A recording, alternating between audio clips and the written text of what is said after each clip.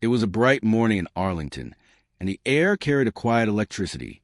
American flags waved in the breeze, media crews lined the walkways, and families stood shoulder to shoulder in respectful silence. Donald Trump had arrived to personally award the nation's highest civilian honor to a group of Marines who had carried out an extraordinary mission in the Pacific. One by one, the Marines stepped forward. The final name called was Sergeant Leah Rivers. The crowd straightened. Cameras flashed rapidly as the president approached the line of decorated service members. Trump extended his hand toward Leah in salute. She didn't return it. Instead, she remained perfectly still, eyes locked forward, jaw tight. For a moment, the president's hand hung in the air before he slowly lowered it. A ripple of whispers moved through the crowd. Some people gasped. Cameras zoomed in. The tension was immediate and unmistakable. Nearby, Colonel Ethan Ward took a sharp step forward, his face unreadable. Security officers shifted uneasily, unsure whether to intervene. But Trump raised a hand, not in command, but to stop them. Then he looked at Leah and said, quietly, "Let her speak." A microphone was brought forward. Leah didn't move at first. When she finally spoke, her voice was barely above a whisper. Not until the truth is told. The silence deepened. This was no longer a ceremony. Something heavier, something deeply personal, was unfolding. 6 years earlier. 6 years earlier, Leah Rivers had been a corporal stationed in Kandahar. Her younger brother, Shane Rivers, had recently joined the Marines. They served together. They shared the same foxhole, the same memories, and the same legacy. Their father had also been a Marine who died during the Second Battle of Fallujah. For the Rivers family, service wasn't just duty, it was tradition. Then one mission in the desert changed everything. An ambush, a lost radio call, delayed reinforcements.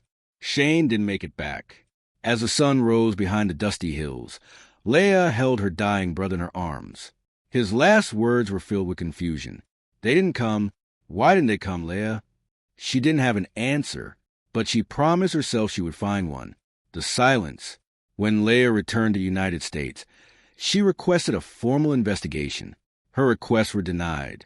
Classified. Under review. Unavailable. The responses were always the same. Years passed. She was promoted, commended, decorated. But the truth about that mission remained buried beneath medals and paperwork.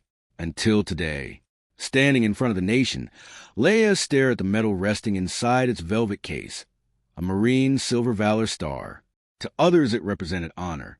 To her, it felt like silence. Trump held the medal out to her. Leah took a steady breath. "I can't accept this," she said. The crowd froze. Trump blinked. "Why?" he asked quietly. Her voice trembled but didn't break. "Because it's being given instead of the truth." The crowd shifted uneasily. Cameras zoomed closer. Trump tilted his head slightly. "Explain." The story comes out. "My brother died on a mission that went wrong." Leah said. "He called for help. Help never came. I asked for answers for years. I begged for records. All I received were handshakes and medals." Trump turned sharply to an aide. "Get me everything on her mission," he ordered. "Everything." Then he looked back at Leah. "You'll get your answers." Her hands trembled slightly. This wasn't how she imagined it happening. She never wanted to challenge her commander-in-chief publicly, but she needed justice for Shane and for every Marine who wondered if their lives were just pieces in someone else's game. Whispers spread through the crowd. Some veterans nodded quietly. Others looked stunned. The ceremony had become something else entirely, a decision. After a long pause, Trump stepped back to the podium. "This nation does not silence its heroes," he said firmly. "Not today." He turned toward the military staff. "Bring me Colonel Ward." Colonel Ethan Ward marched forward and saluted.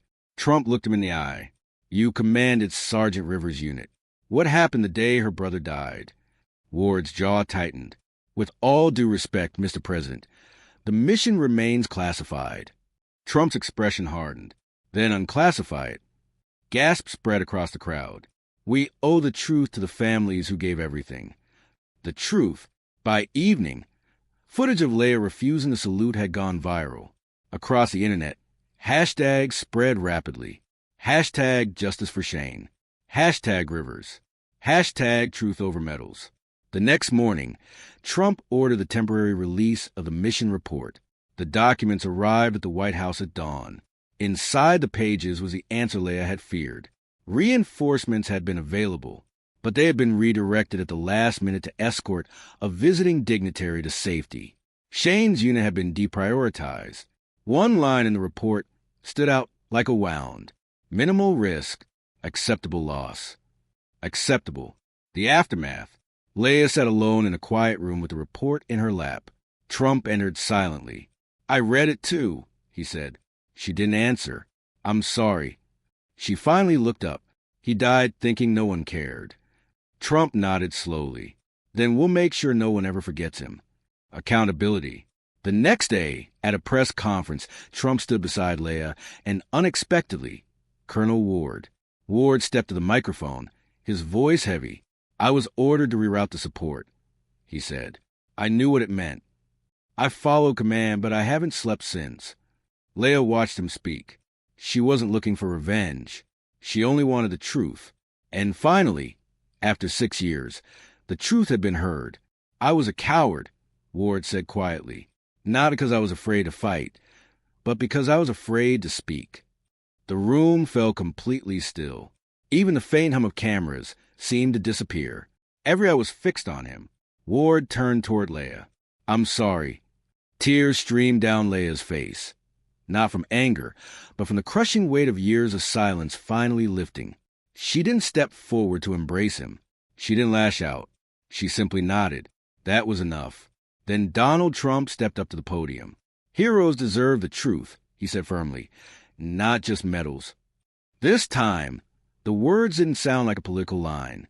They sounded like a promise. Hashtag, hashtag, hashtag home again.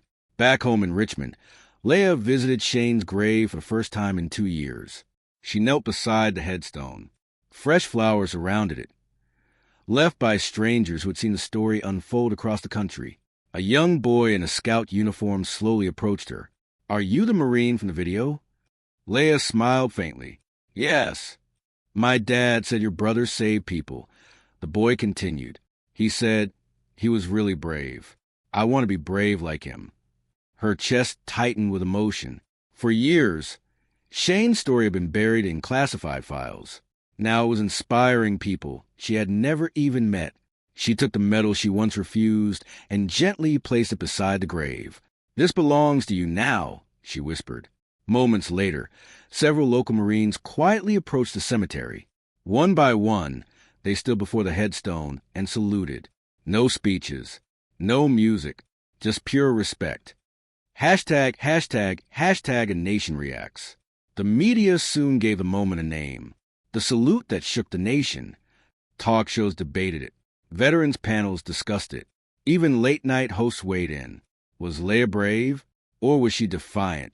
Across the country, most Americans sided with her. The Pentagon announced a full audit of past military reports labeled acceptable loss. Families of service members began speaking up, sharing stories they kept buried for years, sometimes decades. Soon after, Trump announced a new initiative, Project Valor Truth. The commission was created to investigate questionable mission decisions and ensure that the sacrifices of soldiers were never hidden behind bureaucracy again. It wasn't just symbolic. It was structural change. And it began with one Marine refusing to salute. Hashtag, hashtag, hashtag a letter. Weeks later, Leia received a letter written in careful, looping handwriting. "Dear Sergeant Rivers, I was with Shane that day. He saved my life. I lost contact after deployment, but when I saw you on TV, I had to write. He was the bravest man I've ever known. I'm alive because of him. Thank you for standing up for him. Corporal Luis A. Ramirez." Her hands trembled as she read the words. For years, she had wondered whether Shane's death had meant anything beyond pain. Now she knew it had.